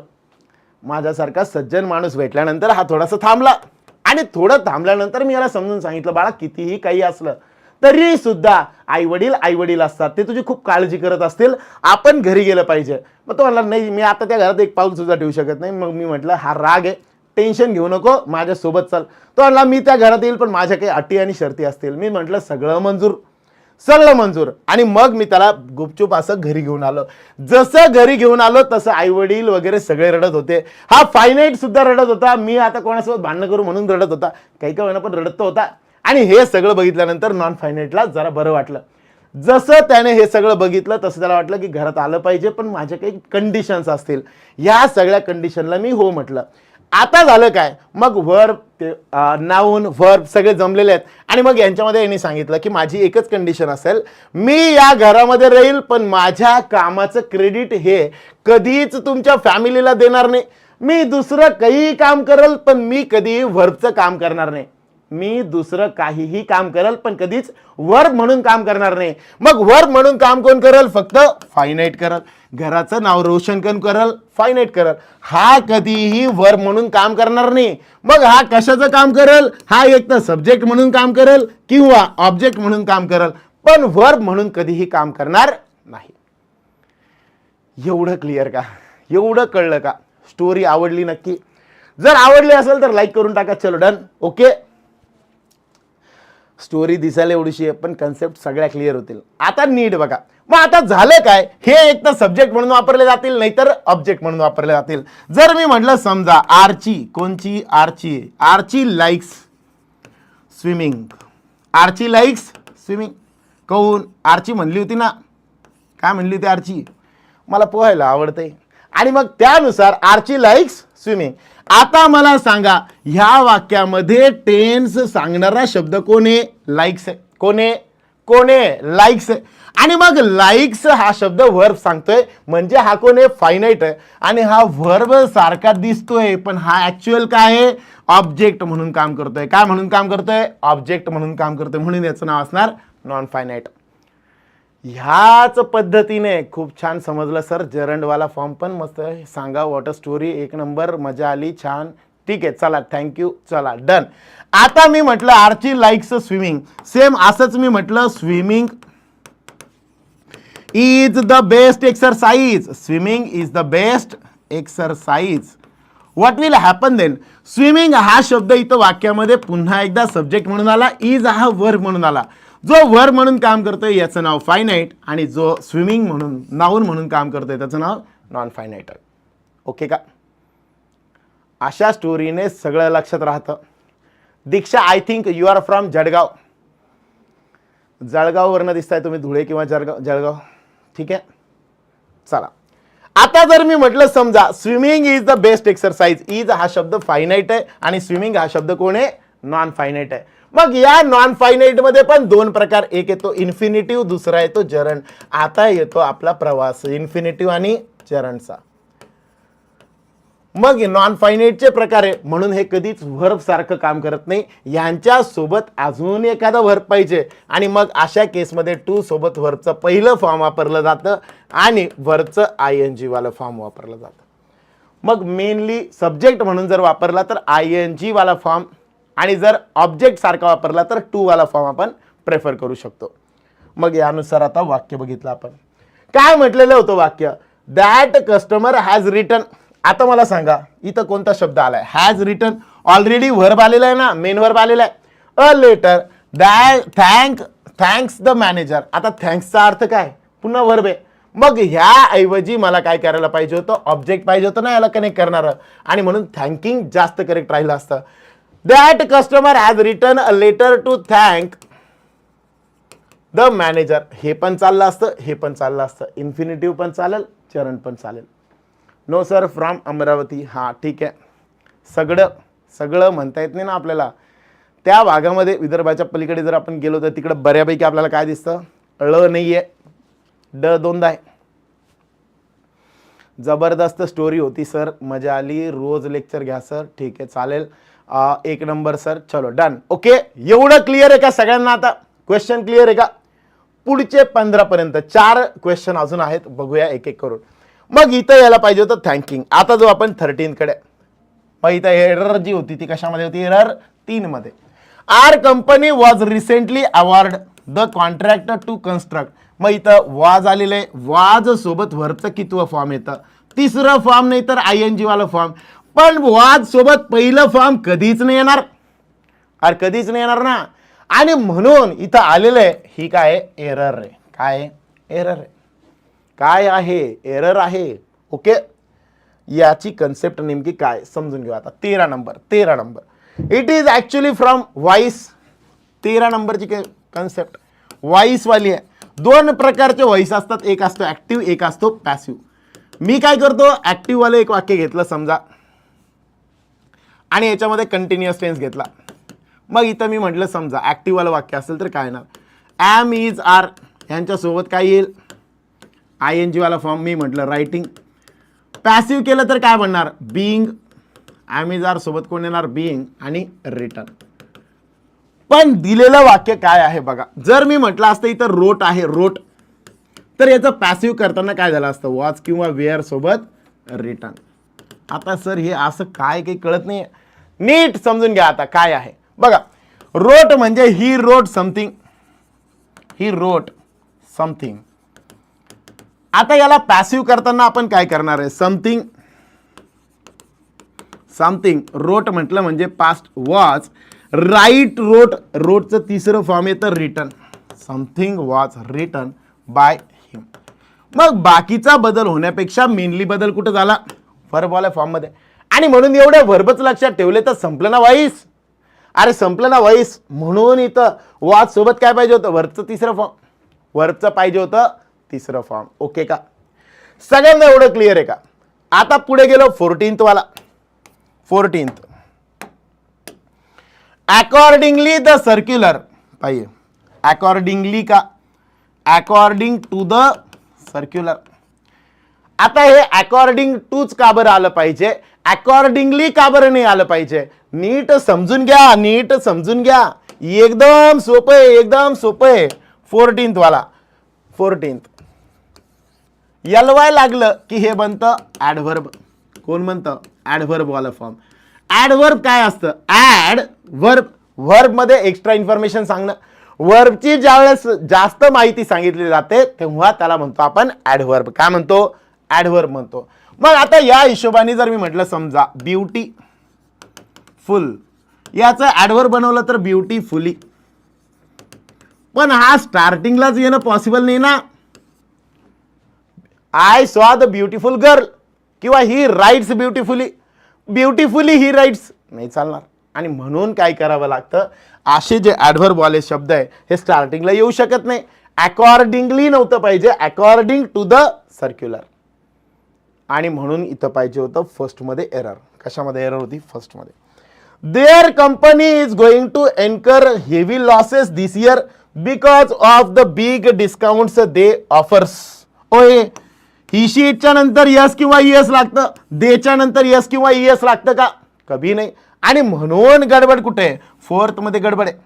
आता हे यस ESचा काय मुद्दा असतो, जर आपण म्हटलं समजा 15th वाला, जर ही शी इट असेल, ही शी इट म्हणजे 3rd पर्सन सिंग्युलर, तर यांच्यासोबत सिंपल प्रेझेंट टेन्स मध्ये, सिंपल प्रेझेंट मध्ये काय केलं जातं, सिंपल प्रेझेंट मध्ये यांच्यासोबत कंपल्सरी यस किंवा ES वापरलं जातं, यस किंवा ES वापरलं जातं, यस किंवा ES. आणि मग त्यानुसार इथे आपल्याला पाहिजे होतं दे ऑफर्ड टू कस्टमर्स किंवा ऑफर टू कस्टमर्स.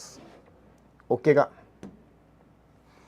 15 पर्यंत कुणाला काही डाऊट? 15 पर्यंत कुणाला काही डाऊट? 15 पर्यंत ऑल ओके का? कोणतं परत सांगायचं आहे किंवा काय सांगा पटकन वरती. 15 पर्यंत कोणतं परत सांगायचं आहे? काही प्रॉब्लेम वगैरे कोणाला काही? पण सर खाली खाली जाईल. वॉज पण आहे, हॅज पण आहे 14 मध्ये. Accordingly the circular that was issued yesterday RBI has raised the rate. बरोबर आहे. बघा सगळं पास्टमध्ये सगळं जर बघितलं तर हॅज रेज्ड म्हणजे प्रेझेंट आहे, परफेक्ट प्रेझेंट. इट लेंड्स म्हटलेलं आहे म्हणजे परफेक्ट प्रेझेंट आहे. हा पण प्रेझेंट, हा पण प्रेझेंट आणि हा एकटा पास्ट आहे. पण इश्यूड म्हटलेलं आहे, यस्टरडे म्हटलेलं आहे ना, मग हा पास्ट पण ओके. प्रॉब्लेम कुठं होता? अकॉर्डिंगली मध्ये. तर circular that was issued yesterday, त्या सर्क्युलरमध्ये काय मेन्शन केलं होतं ते नंतर वाचलं ना, म्हणून मग काय येईल ते बरोबर आहे. फक्त प्रॉब्लेम आहे पहिल्यामध्ये. ओके का? डन का एवढं? कुणाला काही प्रॉब्लेम आहे का? सगळे ओके? जर काही सगळ्या कळलेल्या असतील, सगळ्या कन्सेप्ट समजलेल्या असतील तर यस यस यस यस पटकन टाईप करून द्या. मग आपण पुढच्या पार्टकडे मूव्ह होऊया. रेडी सब लोग? अरे रेडी आहे का? जोश कमी होऊ देऊ नका. ओय जत्रा पटपट लाईक करून द्या, क्लिअर करून द्या, यस यस यस बोलून द्या. थँक्यू सो मच सर, खूपच छान समजून सांगितलं. सुजाताजी थँक्यू तुमच्या ॲडोरेबल वर्ड्ससाठी. त्यानंतर ES प्ल्युरलमध्ये नाही लागत का? व्हर्बच्या बाबतीत ते वेगळं आहे, तिकडे कन्फ्युजन करून घेऊ नका. त्याबद्दल अजून पुढचा क्वेश्चन येईल त्यावेळेस बोलूयात. ठीक आहे? Done done done done sir. Yes yes yes yes yes चलो डन. श्रुतिका, कुमुदिनी, रुपाली, कल्पना, मनीषा, रुद्रांश, राही सगळ्यांचे यस. प्लीज रोज एक लेक्चर घ्या सर. सध्या बॅच आहे, बॅचमध्ये पण बघतो जर ॲडजस्ट झालं तर, जसं जसं रोज तर पॉसिबल नाही पण जसं जसं पॉसिबल असेल तसं मी तुमच्यासोबत 100% लेक्चरसाठी येऊन जाईल. ठीक आहे? चलो done. Okay. So next part जो आहे तो आपण सुरू करूया. तुम्ही सांगा सुरू करायचा का? अरे सुरू करायचा का? डन का? एकदम परफेक्ट. ओके चलो डन. खूप छान समजतंय. चला डन. ओके. ज्या वेळेस तुम्हाला वैताग आला, लई बोर होते सर, मग त्यावेळेस आपण स्टॉप करून देऊ. चालेल? चलो डन. हर रिपोर्ट्स 16 ते 20 पर्यंत ट्राय करायचे. पटकन ट्राय करा. 16 ते 20 पर्यंत पटकन. 2.5 मिनिटाचा वेळ आहे. पुन्हा एकदा सॉल्व करायचे. चला 2.5 मिनिटं पुन्हा एकदा.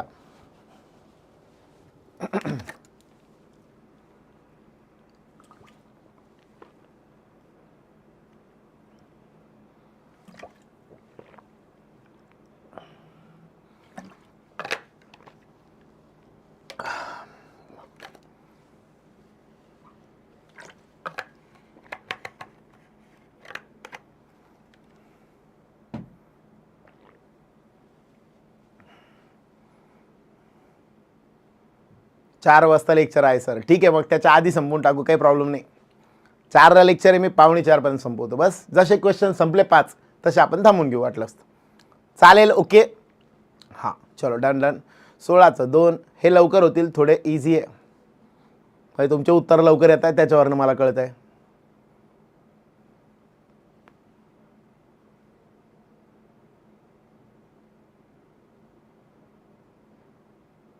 ठीक आहे चलो डन.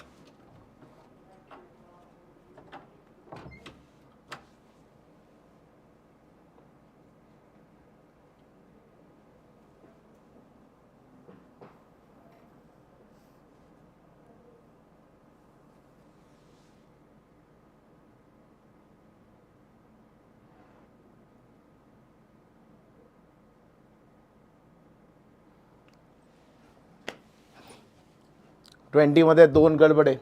ठीक आहे, 20 सोडून द्या, 19 पर्यंत या. 20 ला सध्या नंतर आपण बघूया, डिस्कस करूया. 19 पर्यंत आले का सगळे? 19 पर्यंत आले का सगळे? ठीक आहे, चलो डन. ओके, ऑलमोस्ट सगळ्यांचे झालेले आहेत.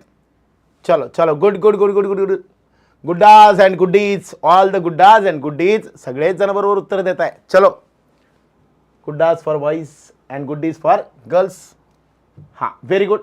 सो सगळ्यात पहिल्यांदा म्हटलं ही रिपोर्ट्स. आता रिपोर्टची गडबड काय बघा. रिपोर्ट हा नाऊन पण आहे आणि रिपोर्ट हा व्हर्ब पण आहे. Suggest that the project is behind schedule. He reports suggest that. Report जर व्हर्ब म्हणून वापरला असतं तर अशा केसमध्ये सजेस्ट आलं नसतं ना. सजेस्ट वापरलं असतं का? नाही. मग अशा केसमध्ये हीज रिपोर्ट्स पाहिजे होतं. मग हे नाऊनवाला फॉर्म आहे, मग इथं पाहिजे होतं हीज रिपोर्ट्स. कुणाचे रिपोर्ट्स? His reports. ओके का? हीज रिपोर्ट्स जास्तीचे रिपोर्ट्स आहे म्हणजे दे झालं. देच्या नंतर यस किंवा यस लागत नाही ना, म्हणून गडबड सेकंड मध्ये नव्हती, गडबड होती फर्स्ट मध्ये. गडबड होती फर्स्ट मध्ये. काही जणांचे, बऱ्याच जणांचे आन्सर सेकंड मध्ये होते. बर, थर्ड मध्ये पण काहीतरी आन्सर सापडले. ठीक आहे, बऱ्याच जणांचे आहे. मग the project is suggest, his reports suggest that the project is behind schedule. मग सर इथं द वापरलं, त्याच्याबद्दल विशेष माहिती नाही दिलेली आहे ना.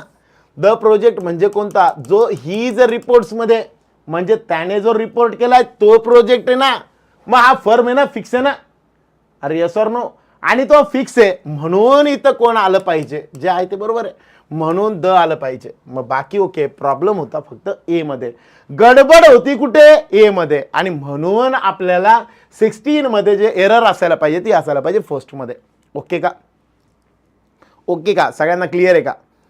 अब चलते आगे. 17th वाला बघा. हा, इकडे लिहून ठेवतो. काय गडबड होती 16th मध्ये? रिपोर्ट्स. मग जे रिपोर्ट्स होते त्यांच्या आधी काय पाहिजे होतं? ही नव्हतं पाहिजे, हीज रिपोर्ट्स. ठीक आहे, आता ही रिपोर्ट्स हे होणं पॉसिबल आहे का? दिस इज, मी जर म्हटलं समजा दिस इज ही कार, चालेल का? दिस इज ही कार, चालेल का? नाही. मग इथं काय पाहिजे होतं? दिस इज हीज कार. मग सेम इथं तसंच म्हटलेलं आहे, ही रिपोर्ट सजेस्ट, म्हणजे हीज रिपोर्ट्स पाहिजे होतं, नॉट ही रिपोर्ट्स. ठीक आहे, आणि म्हणून मग इथं करेक्ट ऑप्शन कोण पाहिजे? His reports. ओके का? कळलं का? अरे यस नो? 18th वाला बघा. An estimate 40. पहिली गोष्ट, 40 ची spelling keep in mind. FOURTY कधीच नसतं, FORTY वाटतं. मिसपेल्ट एरर मध्ये आपल्याला हे विचारले जाऊ शकतात. म्हणून 40 ओके. इस्टिमेट मध्ये गडबड आहे. ॲन इस्टिमेटेड 40 पाहिजे होतं. ॲन इस्टिमेटेड 40 असं काऊन पाहिजे होतं सर? बघा आता नीट समजून घ्या. किती नंबर होता तो? 18 का 18? हां 18, 18 नंबर. 18 नंबरचा क्वेश्चन नीट समजून घ्या. काय म्हणणं आहे याच्यामध्ये? याच्यामध्ये आलेला एक व्हर्बवाला फॉर्म इस्टिमेट. इस्टिमेट, इस्टिमेट 40 म्हटलेलं आहे. पण रियालिटीमध्ये असायला काय पाहिजे होतं? इस्टिमेटेड. काय असायला पाहिजे होतं? इस्टिमेटेड 40. काय असायला पाहिजे होतं? इस्टिमेटेड. असं कहून केलं? आता नीट समजून घ्या. बघा, जर मी म्हटलं समजा एखाद्या नाऊनला मला जर असं व्हर्ब बनवायचं असेल तर ते व्हर्ब म्हणून नाही तर ॲडजेक्टिव्ह म्हणून काम करतं. मग हे बघा, हे व्हर्ब सिलॉग तुम्हाला माहिती असेल, व्हेन डायग्राम ज्याला म्हणतो आपण, हा व्हर्बचा पार्ट, हा व्हर्बचा पार्ट, हा पण व्हर्बचा पार्ट आहे, व्हर्बचा थर्ड फॉर्म आणि फोर्थ फॉर्म. मग याच्यामध्ये मी काय करून टाकलं? याला लाईन मारून टाकलं. हा व्हर्बचा तिसरा फॉर्म, हा व्हर्बचा ING वाला फॉर्म. हा व्हर्ब म्हणून काम करतोय, हा पण व्हर्ब म्हणून काम करतोय, पण हा मधला जो पार्ट आहे हा कधी कधी ॲडजेक्टिव्ह म्हणून काम करतो. काय म्हणून काम करतो? ॲडजेक्टिव्ह म्हणून. नीट समजून घ्या बरं का. हा कशाचं काम करतोय? ॲडजेक्टिव्हचं. आता मी म्हटलं समजा केअर करणं, हा व्हर्बवाला फॉर्म. आता मी याचं बनवलं ING वाला फॉर्म बनलं कोण? केअरिंग. केअरिंग. मी जर म्हटलं caring mother, she is the caring mother. आता इज शब्द आला म्हणजे व्हर्ब प्रेझेंट टेन्स आहे हे मला कळलं, बरोबर. मग केअर हा शब्द वर म्हणून आलेला नाहीये. केअरिंग मदर, मदर बद्दल विशेष माहिती सांगतोय कोण? केअरिंग. ओके का? आता मी काय केलं, सेम याच पद्धतीने म्हटलं मी वरचा तिसरा फॉर्म. जर मी म्हटलं समजा ब्रोकन हा शब्द घेतला, ब्रोकन वरचा कितवा फॉर्म आहे? तिसरा फॉर्म आहे. आता जर मी म्हटलं समजा generally, generally, generally boys had the broken heart. आता मला सांगा इथं ब्रोकन हा शब्द वर म्हणून आलेला आहे का रे? ब्रोकन हा शब्द वर म्हणून आला का? नाही. तो काय म्हणून आला? हार्ट बद्दल विशेष माहिती म्हणून. ओके का? ब्रोकन हा शब्द काय म्हणून आला? हार्ट बद्दल विशेष माहिती. मग हा शब्द जो आहे तो काय बनल? ऍडजेक्टिव्ह वाला फॉर्म म्हणून काम करेल. याच ऐवजी मी म्हटलं समजा आय हर्ड, यालाच मी ब्रेकिंग बनवून टाकलं. I heard the breaking news, the breaking news. Okay का? I heard the breaking news. मग हे ब्रेकिंग पण वर्ब सारखं नाही आलेलं, न्यूज बद्दल विशेष माहिती सांगणार आहे. पण असं जर मी म्हटलं याचं पहिलं form boys had the break heart, चालेल का? Break heart. इथं मी म्हटलं I heard the break news, चालेल का? नाही. मग सेम इथं म्हटलं मी एन एस्टिमेट 40, चालेल का?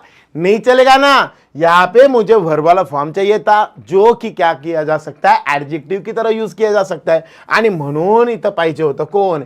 इस्टिमेटेड. काय पाहिजे होतं? इस्टिमेटेड. काय पाहिजे होतं? इस्टिमेटेड. मग इथं पाहिजे होतं डी वाला फॉर्म. काय पाहिजे होता? डी वाला फॉर्म. ओके का? अरे क्लिअर का एवढं? आता पुढे गेलो. What satisfies a teacher is the most is the excitement of students when they learn something new. आता बघा सॅटिस्फाईज म्हणजे प्रेझेंट टेन्स मध्ये आला, इज म्हणजे प्रेझेंट टेन्स मध्ये आला. पुढचं वाचलं दे लर्न समथिंग न्यू. आता इथं मला दे सोबत लर्न वापरण्याची गरज नव्हती. इथं पाहिजे होता सिम्पली लर्न. काय पाहिजे होता? लर्न. का बरं असं सर? जेव्हा ते काहीतरी लर्न करतात म्हणजे यस ई एस वाला फॉर्म हा पण प्रेझेंट, हा पण प्रेझेंट. इथं पण जे बोललं जातं ते प्रेझेंट बद्दलच आहे ना. आणि म्हणून गडबड होती कशामध्ये? फोर्थ मध्ये गडबड होती. She is the first woman, first आलं म्हणून याच्या अगोदर कोण येणार? द येणार. ठीक आहे. She is the first woman to be appointed as president. इथं वापरला अपॉइंटेड. अपॉइंटेड शब्दासोबत ॲज कधीच येत नाही म्हणून सेकंडमध्ये पण एरर आहे. Always keep in mind. आपण म्हणताना म्हणतो बघा he is selected as a talathi. As a तलाठी कधीच नसतं. ही इज सिलेक्टेड तलाठी. कळतंय? पण म्हणताना किंवा बोलताना बोली भाषेमध्ये आपण ते ट्रान्सलेट केलेलं आहे म्हणून आपण ॲज त्याच्यासोबत वापरतो. पण रियालिटीमध्ये ॲज कधीच येणार नाही. अपॉइंटेड सोबत नाही, सिलेक्टेड सोबत सुद्धा नाही. अशा पद्धतीने आपण कधीही ॲज त्यांच्यासोबत वापरू शकत नाही. 8 जण बाकी आहेत 250 लाईक्स होण्यासाठी. 8 जणांनी पटकन लाईक करून द्या. ज्या लोकांनी केलं नसेल त्या लोकांनी पटपट लाईक करून द्या म्हणजे याबद्दल आपण अजून डिस्कस करूया. चालेल? पटकन होऊन जाऊ द्या. पटकन.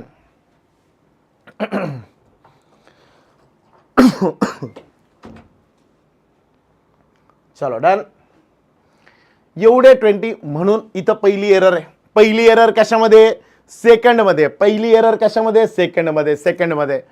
आता पुढच्या अजून कोणत्या एरर आहे? चला पटकन जे राहिले ते 250 कंप्लीट. चलो done. Since company was established from 1950. इथं म्हटलेलं फ्रॉम चलेगा क्या? इन इस्टॅब्लिश्ड इन पाहिजे होतं इन 1950. इन सोबत 1950. आणि म्हणून जर मी म्हटलं आताच मी सांगितलं होतं सेकंड आणि फोर्थ या दोघांमध्ये पण एरर आहे म्हणून 20ला काय करून द्या? बाजूला ठेवून देऊ आपण सध्या. ओके का? एनी डाऊट, एनी गडबड, एनी प्रॉब्लेम? सगळ्यांना एवढं क्लिअर झालंय का? एवढं क्लिअर आहे का सगळ्यांना आता? अरे या सुनो. ठीक आहे. एवढं क्लिअर आहे? हा डन. जया थँक्यू. चला यानंतर येतात अजून काही क्वेश्चन पण मला असं वाटतं की आता आपण थांबून घेतलं पाहिजे थोडस 17चं परत सांगा. अरे हो 17 राहिलं का, एक minute, sorry sorry sorry sorry, I have forgotten that. He is a great leader. पहिल्याच याच्यात एरर होती, पहिल्याच याच्यात. ही इज द ग्रेट लीडर किंवा अ ग्रेट लीडर, असं काही ना काहीतरी इथं आर्टिकल पाहिजे होतं ना. इथं काही ना काहीतरी आर्टिकल पाहिजे होतं. इथं कोणतंच आर्टिकल दिलेलं नाही बघा. He is great leader, he is a great leader किंवा he is the great leader. Sir या दोघांपैकी कोणतं जास्त करेक्ट राहिलं असतं?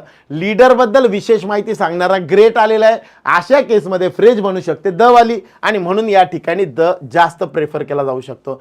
ही is the great leader who inspired. आठवलं पुन्हा पुढे आलेलं आहे हू, व्हिच आणि दॅट जेव्हा वाक्यामध्ये आलेलं असतं त्यांच्या अगोदर बऱ्यापैकी चान्सेस बनतात द येण्याचे, कारण अशा वाक्यामध्ये स्पेशालिटी सांगितलेली असते पुढे. आणि म्हणून पुढच्या वाक्यामध्ये जर मी म्हटलं समजा कंपल्सरी, तर काय पाहिजे होतं? द पाहिजे होतं. काय पाहिजे होतं? द पाहिजे होतं. ओके का? ओके का? सो आज आपण 20 कन्सेप्ट बघितल्या, 20 क्वेश्चन्स बघितले आणि त्या 20 क्वेश्चन सोबत 20 कन्सेप्ट बघितल्या. सो तुम्हाला हे सगळं कसं वाटलं याबद्दल नक्की सांगा. मजा आली सगळे क्वेश्चन्स वगैरे सॉल्व्ह करताना? जरा चांगलं वाटलं असेल, भारी वाटलं असेल तर नक्की सांगा. अजून असं वाटलं की नाही सर अजून आम्हाला असं सेशन पाहिजे, नक्की आपण चालू अशाच पद्धतीने एक सेशन घेऊ आणि उरलेल्या ज्या 20 कन्सेप्ट असतील त्या कन्सेप्ट मी त्याच्यामध्ये सांगेल. ठीक आहे. सो तुम्ही तुमचे लाईक्स आणि तुमच्या कमेंट डिसाईड करतील की आपण अजून एखादा लेक्चर घेतलं पाहिजे की नाही. लाईव्हमध्ये तर कमेंट करा, पण लेक्चर झाल्यानंतर जे अपलोड होईल ते सुद्धा कमेंट करा, सो दॅट कळेल. जर असं जर सेशन अजून कंडक्ट करायचं असेल तर नक्कीच कंडक्ट करूया. अजून काही क्वेश्चन्स आहेत, मी 30 क्वेश्चन्स काढले होते, अजून 10 उरलेत. अजून 10 मी 2020 पर्यंतचे पेपर काढतो आणि त्यातले क्वेश्चन्स घेऊन टाकतो. ठीक आहे. चलो thank you sir, nice teaching, very nice teaching. Rahi thank you. Rudransh nice explanation sir, thank you Rudransh. चलो ओके.